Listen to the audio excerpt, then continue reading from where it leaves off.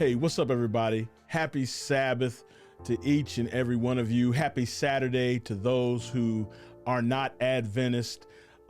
This week, we are excited about the lesson that we're going to dive into today.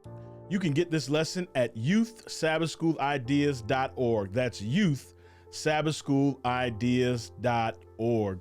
So over the last couple of weeks, we just been talking about the life of Jesus. And last week we talked about Jesus's first miracle, the wedding at Cana.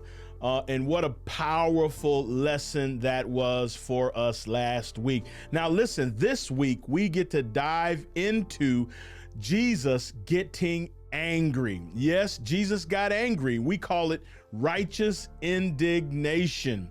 And my man, Pastor Kevin, is going to talk to us for just a few minutes about how we process Jesus's anger and what it means for our lives today. All right. So, Pastor Kevin, man, take it away. I don't have many regrets in my life, but this one tops the list. I'm a senior in high school. It is the time of the annual sports meet, the most anticipated event in our school calendar, where different houses compete for glory. Now, every student is assigned a certain house whenever they join the school.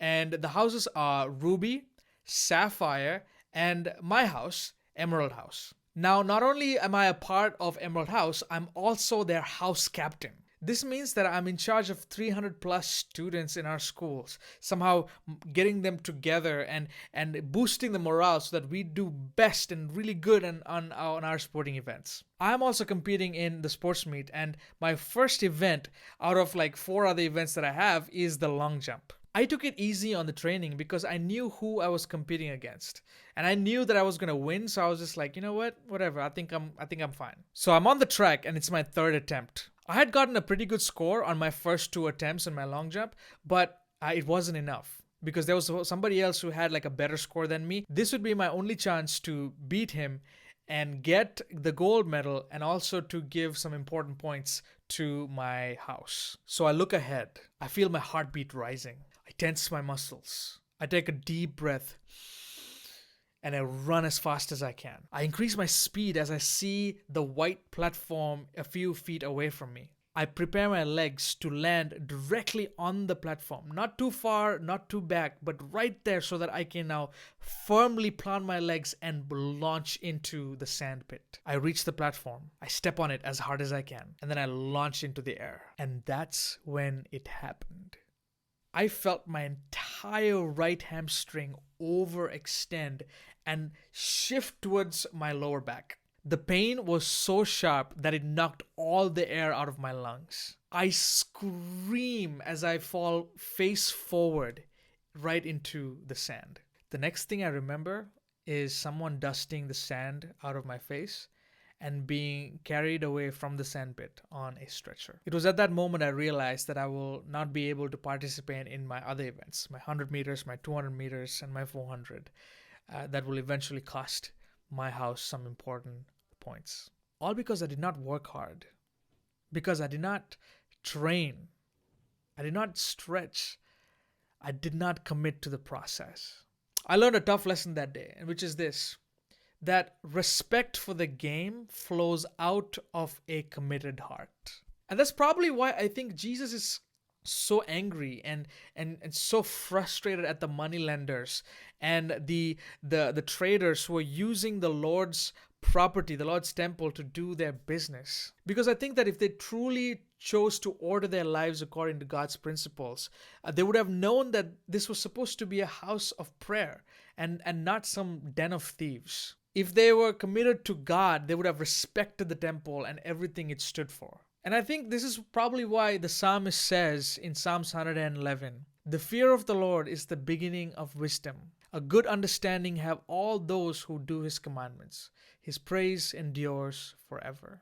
My friend, I think one of the reasons that some of us may feel distant from God, one of the reasons that we might feel like church is, not relevant anymore, or even spending time with God feels like a chore. I think one of the reasons for that is perhaps not being fully committed to the journey of following Jesus. You see, this whole Christianity thing, it's not an easy journey. It can be a hard journey with a lot of bumps along the way. But the thing is, God promises us that He will be with us every step of the way. God promises us that at every junction of our walk with Him and every step that we take in our world, that we will never be alone. God promises us the gift of the Holy Spirit, who's going to be with us as long as we keep our eyes fixed on Him. And the more we fix our eyes on God, the more we are committed to the process of following Him. And the more committed we are to the process of following Him, the more respect and more reverence and more joy that we have for the things of God. So, my friend, what's stopping you from going all out, 100% with God? I invite you to share that with God today. I invite you to just be honest with Him. Because here's the thing, God gets it. He understands. The entire Bible is the story of God working with humans and working with their weaknesses and strengths and leading them gently, guiding them one step at a time, and showing them the things that they can achieve, the things that they can experience if they but trusted in God. One day at a time, one step at a time. Pastor Kevin, listen, that was a phenomenal way you tied that together. And it begs the question, what is holding us back?